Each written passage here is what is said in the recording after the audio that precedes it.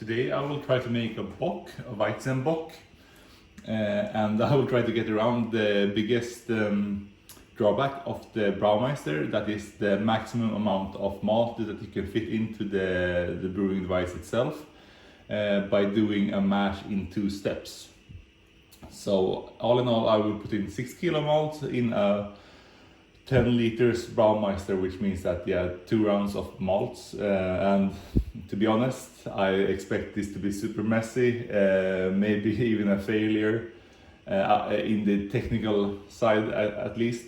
I will have to see, but recipe wise I have tried to make a balanced malt base to the alcohol percentage level, which is rather high. So I've not only used the normal wheat malt, but I've chosen to use some darker wheat malt for the barley side of the malt recipe. And I have not only used Pilsner malt, but also Munich 1 malt and Special B, a tiny bit of Special B and a tiny bit of Crystal 150. I'll put the recipe in the notes below. So in that way I think that the taste will get more balanced than if I had just used Pilsner malt and wheat malt, for example. So let's hope for that. I'm going to try to film the crucial parts of the process to see if I can manage this double mashing part.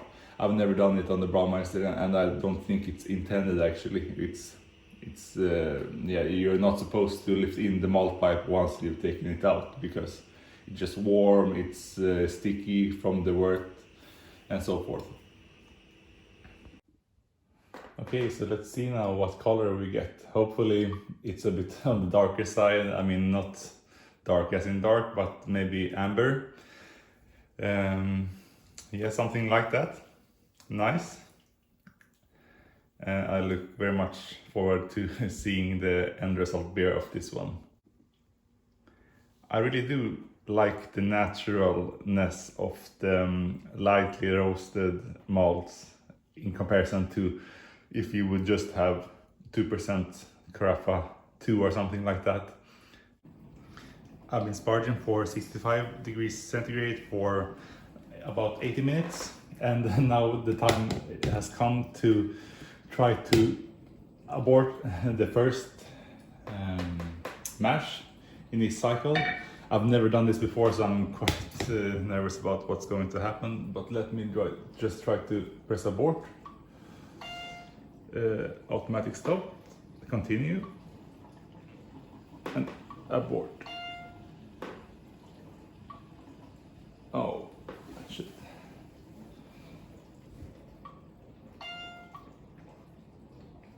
Okay, you had to press abort twice basically. That was a relief. Now I can just sparge just a bit out of this the first mash, and then I will put in new malt and start right around again. Okay, so I've now sparged, added a new load of malt. It went well, but it was super sticky. I washed my hands, and yeah, let's put this thing on again.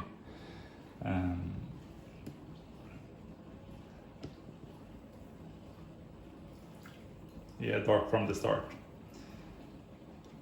I'm going to put the hood on again and let this sparge now for an hour and a half approximately. Okay, so I've finally finished what I think is my longest brew day so far.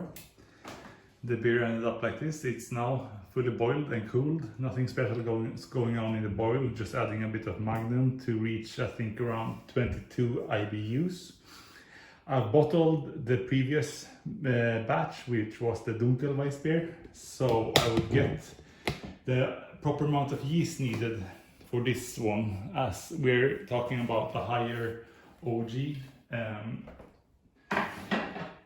I am going to need more yeast to do the job.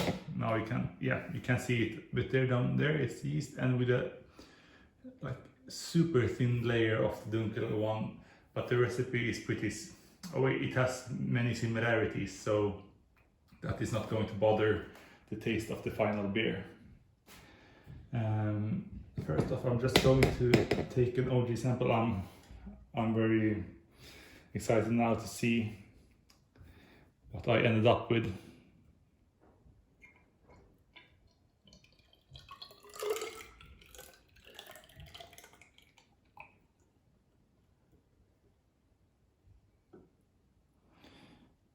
Like that.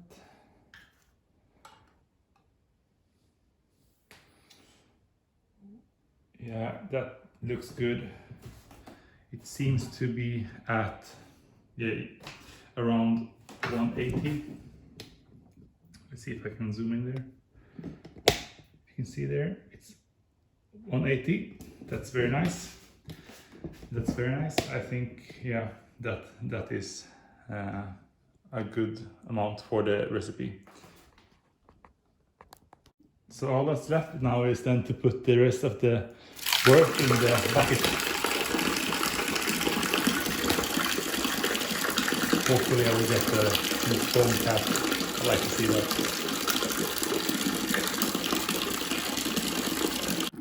I just love the sound of when the liquid is passing through the thick foam there. So a couple of weeks has passed since I brewed it, and I just want to actually make sure that you hear the sound or non-existing sound of the carbonation. There wasn't much at all actually, and I do believe that the yeast didn't actually hold up as well as I would have liked it to. It stopped at 1.020, so it's pretty sweet. Again, just repeating from 1.080 to 1.020.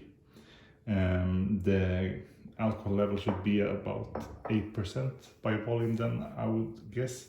And the sweetness, if I am to be positive about it, actually balances out quite well due to the alcohol level.